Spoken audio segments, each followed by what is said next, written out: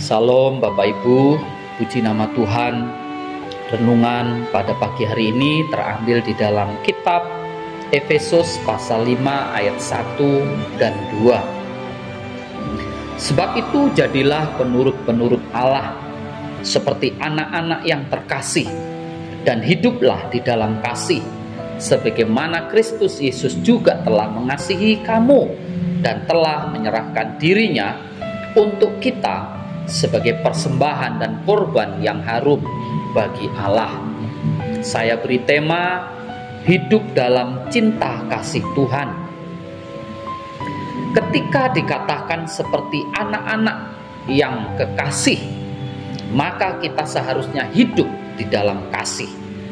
Kekristenan dikatakan sebagai agama kasih karena istilah inilah yang menjadi inti ajaran iman Kristen.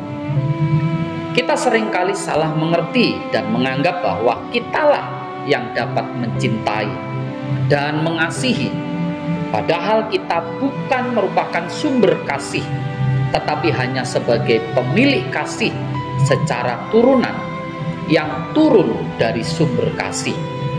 Sehingga kalau kita melepaskan relasi dari sumber tersebut, maka kita akan mengalami kekacauan. Semenjak manusia jatuh dalam dosa, ketidakadaan kasih atau kehilangan kasih yang sesungguhnya karena mengalami destruksi sehingga tidak mampu lagi mengimplementasikan kasih. Paulus sangat berhati-hati ketika ia mengatakan hiduplah di dalam kasih.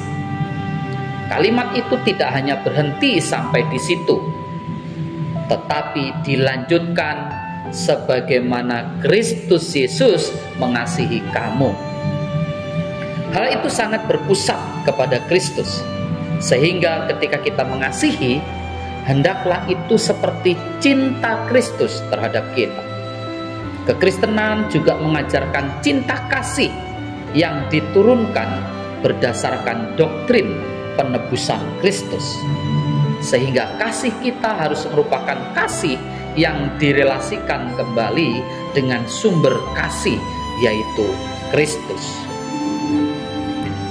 Dunia ini sedang dijebak oleh hawa nafsu, sifat cemar dan tidak beres yang begitu rusak, sehingga itu akan mendatangkan satu manipulasi yang begitu tamak di dalam pikiran yang kotor, cabul dan porno.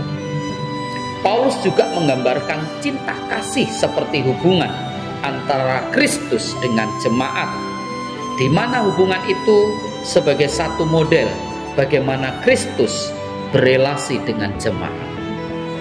Kita rindu mulai hari ini belajar menguji kembali diri kita. Apakah sebenarnya selama ini kita telah mengerti konsep kasih yang sebenarnya, dan kasih seperti apa yang sedang kita implementasikan. Jadi cinta kasih adalah inti dari kekristenan kita. Mari kita hidup dalam kasih dan menyebarkan ke seluruh penjuru dunia. Biarkan cinta kasih Tuhan merubah hidup kita dan memberikan dampak yang besar bagi orang-orang di sekitar kita. Tuhan Yesus mengasihi kita dengan cara yang luar biasa, sampai rela mengorbankan dirinya untuk mati di atas kayu salib, agar kita semua tidak binasa, melainkan beroleh hidup yang kekal.